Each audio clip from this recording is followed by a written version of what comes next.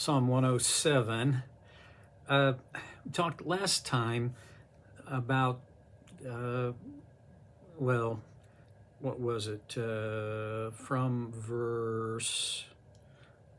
Basically from verse 2 through verse 7 and 8.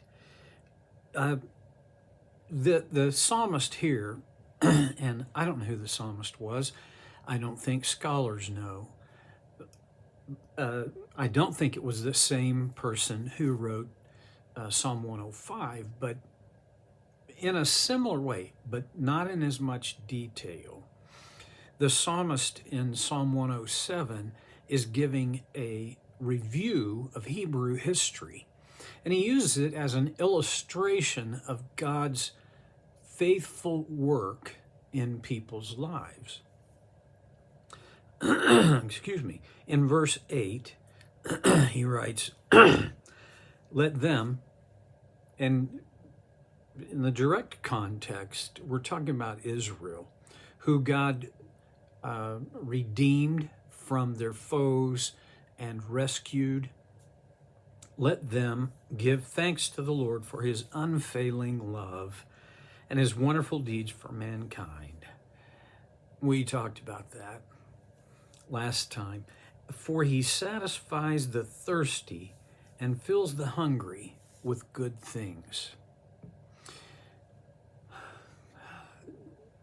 I'm going to reach into, as best I can, the symbolism and the metaphorical sense of verse 9. He satisfies the thirsty and fills the hungry with good things.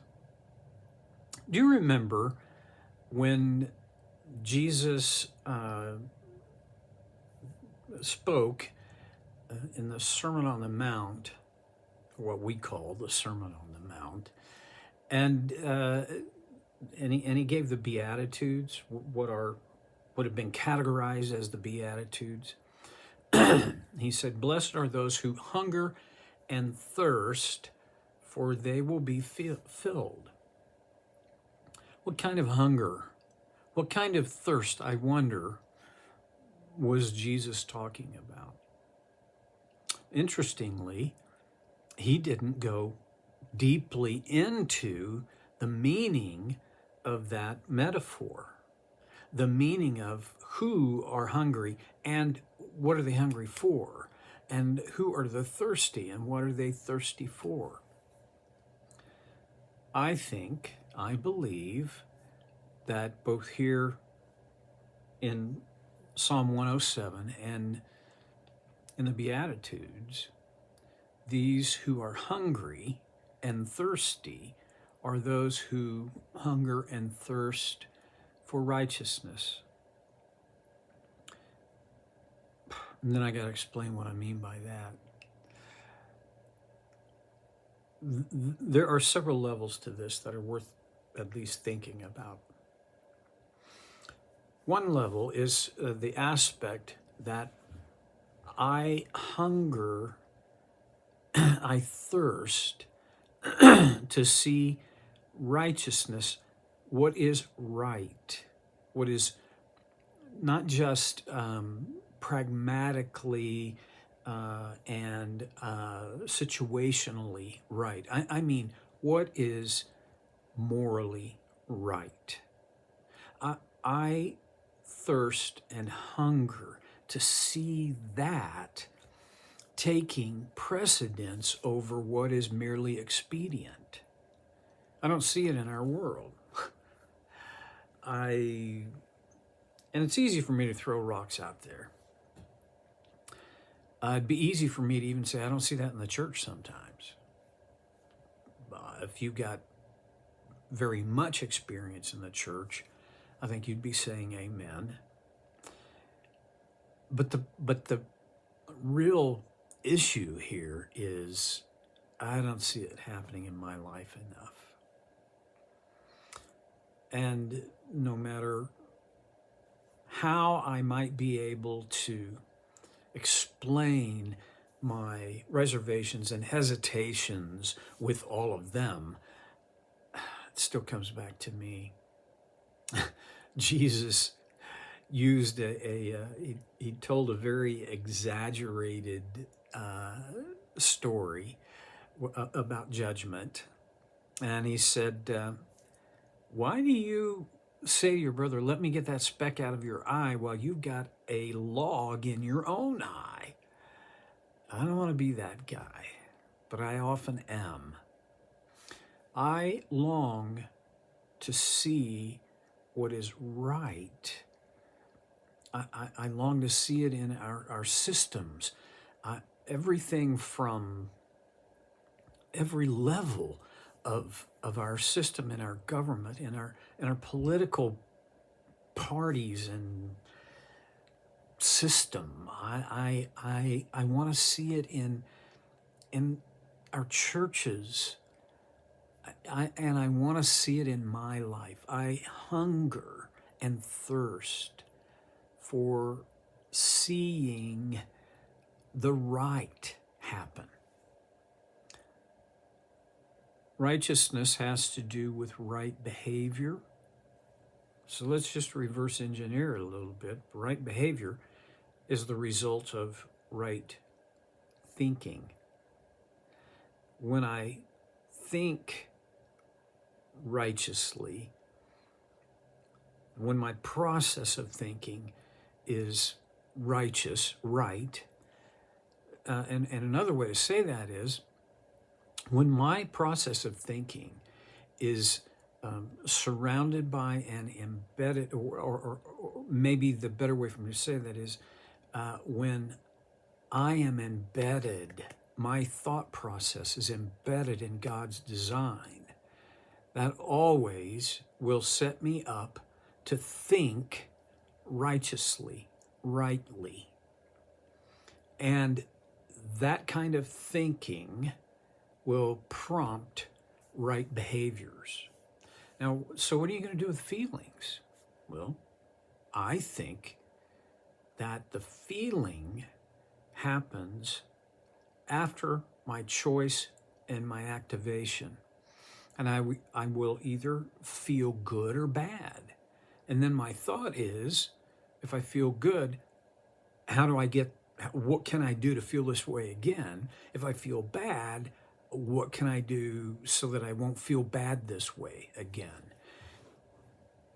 My thinking, my doing, and my feeling are all a part of this process, and I'm not sure that I can say one is more important than the other.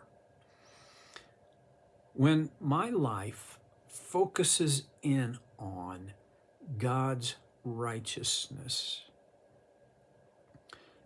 my thinking, my behaving, and then the feelings I have as a result of that, they will harmonize so that I will continue to pursue God's righteousness. Okay. Do you see that happening around you? Or is it just me? Because my answer is not so much. Well, there's two sides to that, and one side is you need to get over it. We live in a broken world, and as thirsty and hungry as I am for God's righteousness to be reflected in the systems that essentially run our world, I don't want to be. I'm fairly pessimistic, but I don't want to unnecessarily be so. But here's what I think the truth is. It's not going to run on God's righteousness until Jesus returns and sets everything right. Up until that point in time, no, it will be the most powerful people and institutions who will be exerting their power into the structures, and it will be for the preservation of their best, what they consider their best interest. Well, okay. To be satisfied in this, my thirst for righteousness, to be filled, my hunger filled with good things, where do I look? How do I get there? Well, and this is going to sound like a great Sunday school answer. The route to getting my thirst satisfied and my hunger filled is by seeking God. And this, God's grace has always been at work. Even though in the Old Testament, the system was about obedience and behaviors, and that's the thing that was the condition for any human being connecting well with God. But even under that system, you remember, Jesus was asked, what's the greatest command? And he said, love the Lord your God with all your heart, soul, mind, and strength, and love your neighbor as yourself. Love. The obedience factor didn't really enter Jesus' response. So love is at the heart of it. And now on this side of the cross, God's grace has made possible what the law and our obedience couldn't do, because we couldn't obey the law perfectly. God's grace makes it possible for him to be in this relationship with us. So when I'm thirsty for righteousness, I'm thirsty for God. When I'm hungry for righteousness, I'm hungry for God. And I don't think I can just say for myself, I don't pause often enough to reflect on how good God is to give us his grace, all that we need, just what we need, without measure, in his grace. So it's his grace that satisfies my thirst. It's his grace that fills my hunger with good things. Let's circle back to the text itself for a minute here and set it in its context, because, as I said, this is not about you and me directly. We have to kind of reach in and pull out this metaphorical thing that I've been batting around for the last 13 minutes and 45 seconds. This was a reflection on what God did for Israel. He satisfied their thirst, and a couple of times he brought water out of a rock. He fills the hungry with good things. Morning by morning, manna appeared, and it was sufficient, and it fed the millions in Israel camp. And then when they complained, God sent quail. And the way the writer of Exodus puts it, they ate it until it just came out everywhere. It was God filled Israel. He satisfied their hunger, and he satisfied their thirst.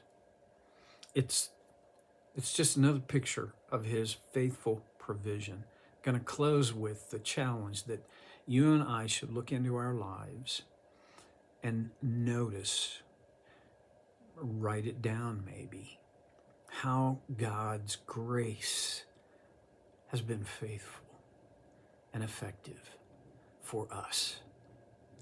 See you next time on So Care with Stevie Boy.